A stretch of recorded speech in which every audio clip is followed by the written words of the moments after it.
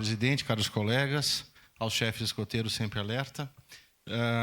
Em homenagem ao meu pai, Valério Zanquim, que foi chefe, ao meu tio, Antônio Carlos Fauti, que foi chefe escoteiro, e toda a comunidade, o chefe Machado, reforço que a principal lição que eu aprendi no movimento escoteiro, já falei que fui um escoteiro de apartamento, fui um fracasso em termos de atividades, né, de escotismo, mas lá nós tínhamos colegas escoteiros magro, gordo, negro, pobre, rico.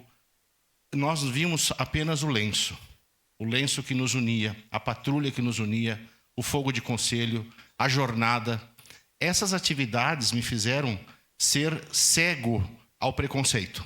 A maior lição que eu tive anti-preconceito foi no movimento escoteiro e no grupo Moacara.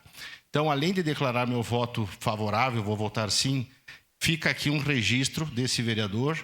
Muito obrigado ao movimento escoteiro. Sigam, porque foi ali que eu aprendi a maior lição da minha vida. Nós somos almas, somos pessoas e não pode haver nenhum tipo de preconceito, e foi lá que eu aprendi. Muito obrigado.